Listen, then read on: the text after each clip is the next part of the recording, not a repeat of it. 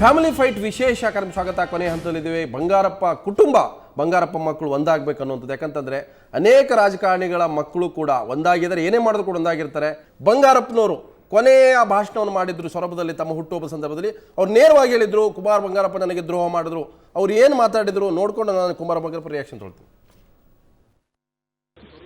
ಮಧು ಬಂದಾಗ ನೀವು ಬಂದಾಗ ನಾ ಮಾಡಿಸ್ತೀನಿ. ಇನ್ನೇನು ಹೇಳ್ಬೇಕಪ್ಪ ಅದನ್ನು? ನಾನು ರಾಜ್ಯದಲ್ಲಿ ಬೆಳ್ಕೊಂಡಿರ್ತಕ್ಕಂಥವನು ಅವನು ಹಾಳು ಮಾಡಬೇಕು ಅಂತನೂ ಅಲ್ಲ. ಏನಾದರೂ ಮಾಡಿ ಸರಿ ಮಾಡ ಅಂತ ಹೇಳಿ ಬಾಯಿಲಿ ಏನು ಮಾಡಬೇಕು ಅಂತಕ್ಕಂಥ ವಿಷಯ ಇಬ್ಬರಿಗೂ ಒಂದೊಂದು ಜಾಗ ಅಂತ ಒಂಥರ ಹೇಳಿಲ್ಲ. ಈಗ ಕೂತ್ಕೊಂಡು ಮಾತಾಡೋಣ ಮಗಳು ಅಂತ ಅಂದರೆ ಏನು ನಿಮ್ಮ ಹತ್ರ ಮಾತಾಡೋದಿಲ್ಲ, ನಾ ಬರೋದಿಲ್ಲ ಅಂತ ಇಲ್ಲಿ ನೀವೇ ಮಾಡ್ತೀವಿ. ಇಲ್ಲಿ ಬಂಗಾರಪ್ಪನವ್ರ ಮಕ್ಕಳು ಕುಮಾರ್ಗೊಂದು ಓಟು, ಮಧುಗೊಂದು ಓಟು, ಮನೆಯಲ್ಲಿ ಗಂಡ ಒಬ್ಬರಿಗೆ, ಹೆಂಡತಿ ಒಬ್ಬರಿಗೆ. ನಿಮ್ಗೆ ಯಾರು ಅಧಿಕಾರ ಕೊಟ್ಟರೆ? ನಿಮ್ಗೆ ಮನಸ್ಸು ಬಂದಾಗೆಲ್ಲ ಕೊಡಕ್ಕೆ ನಾ ಹೇಳಿದ ಮೇಲೆ ಅದರ ಸತ್ಯ ಅಸತ್ಯ ಐತಿ ಅಥವಾ ಇಲ್ಲ ಅನ್ನೋದಾರು ಕೂಡ ನೋಡೋದು ಬೇಡ. ಮನಸ್ಸು ಬಂದ ಮಾಡ್ತೀರಿ ನೀವು. ಇದ್ರ ಪೆಟ್ಟು ಏನಾಗ್ತದೆ? ಹಾಲಪ್ಪಂತೂ ತೂಕೆ ಬರ್ತಾರೆ. ಅವನು ಮನೆಗೆ ಯಾರು ಮನೆಗೆ ಕರೆದು ಅವನ್ನ ಗೊತ್ತಾಗಲ್ಲ. ಮನೆಗೆ ಅವನು ಯಾರು ಕರೆಯಂಗಿಲ್ಲ. ಅವನು ಯಾರಿಗೆ ತೊಂದರೆ, ರೈತರು ಮತ್ತೊಂದು ಅದಲ್ಲ. ಮೊದಲು ಹೆಂಗಸರು ಯಾರಿದ್ದಾರೆ ಅಂತ ನೋಡಿ.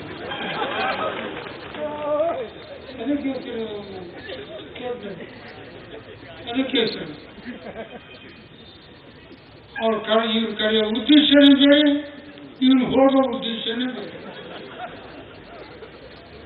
ನೀವು ಓಟ್ ಕೊಟ್ಟದ್ದು ಕುಮಾರ್ ಓಟ್ ಕೊಡೋದು ಓಟ್ ಹಾಳಾಗಿ ಹಾಲಪ್ಪನ್ನ ಅವ್ರ ಮನೆಗೆ ಹೆಣ್ಮಕ್ಳು ನೋಡಕ್ಕೆ ಕಳಿಸ್ಕೊಟ್ಟಂಗಾಗುತ್ತೆ. ಅದಕ್ಕಾಗಿ ನಾ ಹೇಳೋದು, ರಾಜಕೀಯ ಮಾಡಬೇಕಾದ್ರೆ ಯಾವಾಗಲೂ ಕರೆಕ್ಟ್ ಆಗಿರ್ಬೇಕಾದ್ರೆ ಇದನ್ನು ಅಷ್ಟಿಂದ ಹೇಳ್ತೇನೆ ನಾನು. ಆದ್ದರಿಂದ ಓಟ್ ಕೊಡ್ಬೇಕಾದ್ರೆ ಕುಮಾರ್ ಕೊಡ್ತಕ್ಕಂಥ ಓಟು ಅದನ್ನು ಹಾಳು ಮಾಡಬಾರ್ದು. ಆ ಓಟ್ನ ಮಧುಗೆ ಹಾಕಬೇಕಾಗತ್ತೆ. ಮಧುಗೆ ಹಾಕಬೇಕು, ಬೇರೆದವ್ರಿಗೆ ಅಲ್ಲ. ಮಧುಗೆ ನೀವು ಹಾಕಿದ್ರೆ ಮಾತ್ರ ನಾನು ಹೇಳ್ತೇನೆ, ನಾನು ನನ್ನ ತೀರ್ಮಾನ ಮಾತ್ರ ಮಧುರ ಪರವಾಗಿ ಮುಂದಿನ ಎಲೆಕ್ಷನ್ನಲ್ಲಿ ಮೊದಲನೇ ಕ್ಯಾಂಡಿಡೇಟ್. ಆದ್ದರಿಂದ ಈ ಸಂದರ್ಭದಲ್ಲಿ ನಾನು ಹೇಳಲೇಬೇಕು, ಅನಿವಾರ್ಯ ಹೇಳಿದ್ದೀನಿ.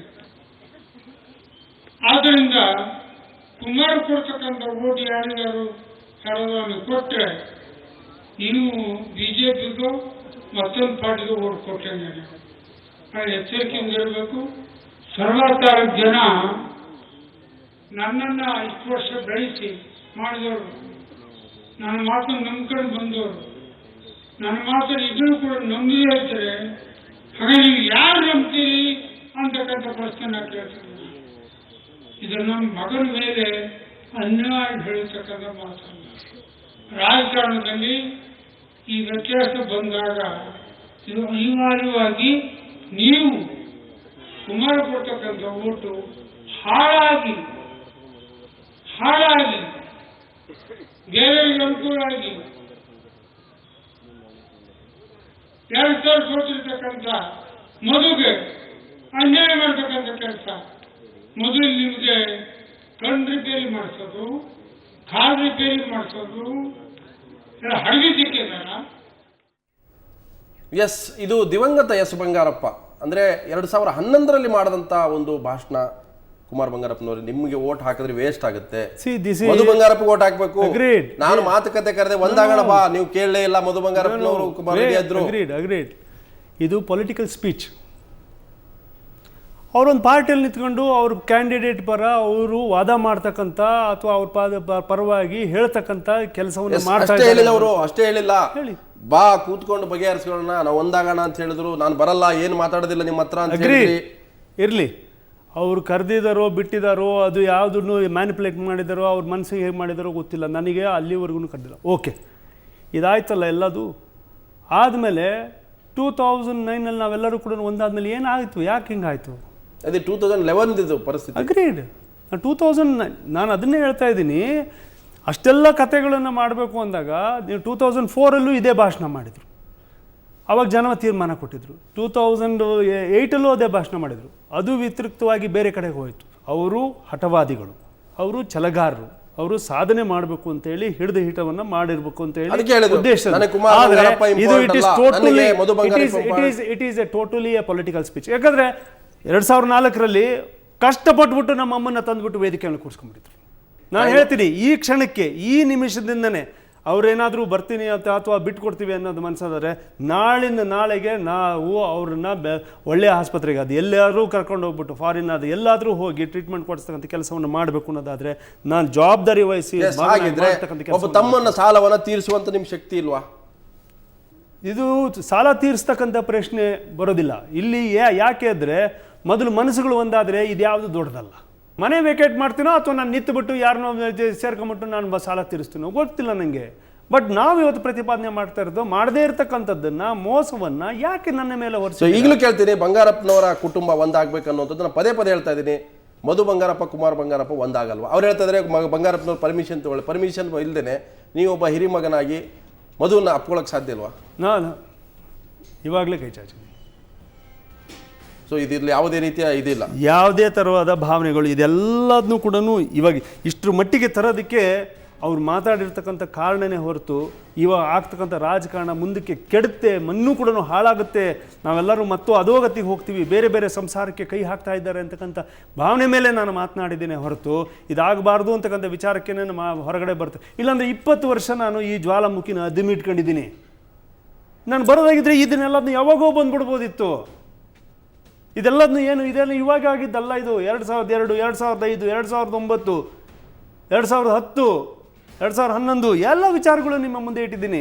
ಬಟ್ ಇಷ್ಟು ದಿನ ನೀವೇನು ಮಾಡ್ತೀವಿ? ಕಾಗೋಡು ತಿಮ್ಮಪ್ಪನವರು ನಿಮ್ಮನ್ನು ಒಂದು ಮಾಡೋಕ್ಕಾಗಲ್ವಾ? ಅವ್ರು ಹಿರಿಯರಿದ್ದಾರೆ, ಆ ಥರ ಜವಾಬ್ದಾರಿ ಯಾರೇ ವಹಿಸಿದ್ರು, ಕಾಗೋಡು ತಿಮ್ಮಪ್ಪನವರಲ್ಲ, ಯಾರೇ ಹಿರಿಯರು ವಹಿಸಿದ್ರು ಕೂಡ ನಾನು ಈ ಕ್ಷಣದಿಂದನೇ ಇದೆಲ್ಲದನ್ನು ಬಿಟ್ಬಿಟ್ಟು ಅಪ್ಕೊಳ್ಳೋದಕ್ಕೆ ರೆಡಿ. ಮತ್ತೆ ರಾಜಕಾರಣ ಮಾಡಲೇಬೇಕಲ್ಲ, ಇಬ್ರು ಮಾಡ್ತಾ ಇದ್ದಾರೆ. ರಾಜಕಾರಣ ಮಾಡೋದಕ್ಕೆ ಬೇರೆ, ನನ್ನ ತತ್ವ ಸಿದ್ಧಾಂತಗಳು ಬೇರೆ ಇದ್ದಾವೆ. ನಾನು ಕಾಂಗ್ರೆಸ್ಸಿನ ಕಾರ್ಯಕರ್ತ. ಕೊನೆಯದಾಗಿ ಕೇಳ್ತಾರೆ, ರಾಜಕೀಯ ಒಂದು ಪ್ರಶ್ನೆ ಇದೆ. ಒಂದು ವೇಳೆ ಕಾಂಗ್ರೆಸ್ ನಿಮ್ಗೆ ಟಿಕೆಟ್ ಕೊಟ್ಟರೆ ಬೇರೆ ಪಕ್ಷಕ್ಕೆ ಹೋಗ್ತೀರಾ? ನಾನು ಶಿವಮೊಗ್ಗ ಹೋಗ್ತಾ ಇದ್ದೀನಿ. ಹೋದಂಥ ಸಂದರ್ಭದಲ್ಲಿ ಜನರನ್ನು ಕೂರಿಸಿ ತೀರ್ಮಾನ ಮಾಡಿ, ನಮ್ಮ ಮುಖಂಡರನ್ನ, ಸಂಬಂಧಿಕರನ್ನ, ಬಂಧುಗಳನ್ನ, ಸ್ನೇಹಿತರನ್ನ, ನಮ್ಮ ಎಲ್ಲ ಕಾರ್ಯಕರ್ತ ಬಂಧುಗಳನ್ನು ಕೂತು ನಾವು ತೀರ್ಮಾನ ತಗೊಳ್ಳೋಂಥ ಸಂದರ್ಭ ಇದೆ. ಅದನ್ನು ಕೂತು ನಾನು ತೀರ್ಮಾನ. ಅವ್ರು ಬೇಡ ಕಾಂಗ್ರೆಸ್ಸಲ್ಲಿ ಇರಬೇಡ ಅಂತಂದ್ರೆ ಕಾಂಗ್ರೆಸ್ನಲ್ಲಿ ಇಡಬೇಡ, ಆ ಕ್ಷಣವನ್ನು ನೋಡ್ಬಿಟ್ಟು ನಾನು ತೀರ್ಮಾನ ತಗೊಳ್ತೀನಿ. ಸೊ ಕುಮಾರ್ ಬಂಗಾರಪ್ಪ, ಮಧು ಬಂಗಾರಪ್ಪ ಒಂದಾಗಲಿ ಅಂತ ತಮಾಷೆಯ, ಅದು ಅವರ ಕುಟುಂಬದ ವಿಚಾರ, ಅವರ ಕುಟುಂಬದಲ್ಲಿ ಹಿರಿಯರ ವಿಚಾರ. ಆದರೆ ಇಂಥೆಲ್ಲ ಬೆಳವಣಿಗೆಗಳು ಕೂಡ ಕರ್ನಾಟಕ ಜನ ನೋಡ್ತಾ ಇದ್ದಾರೆ. ಇದು ಬಂಗಾರಪ್ಪನವರು ಕೂಡ ಮನಸ್ಸು ಮಾಡಿದರೆ ಆಗ್ತಿತ್ತು ಅನ್ನೋದು, ಆದರೆ ಎಲ್ಲೋ ಒಂದು ಕಡೆ ಮನಸ್ಸು ಒಡೆದು ಹೋಗಿತ್ತು ಅನ್ನೋದು. ಈಗ ಅವರ ತಾಯಿ ಸಮ್ಮುಖದಲ್ಲಿ ಇಬ್ಬರು ಒಂದಾದರೆ ಒಳ್ಳೆಯದು. ಅದಕ್ಕೆ ಕಾಗೋಡು ತಿಮ್ಮಪ್ಪನಂತವರು ಕೂಡ ನೇತೃತ್ವ ವಹಿಸಬೇಕಾಗುತ್ತೆ. ಸೊ ಇದು ಇವತ್ತಿನ ವಿಶೇಷ. ನೇರದಿಟ್ಟ ಜನಂತರ ಸುದ್ದಿ ನೋಡ್ತಾರೆ ಸುವರ್ಣ ನ್ಯೂಸ್.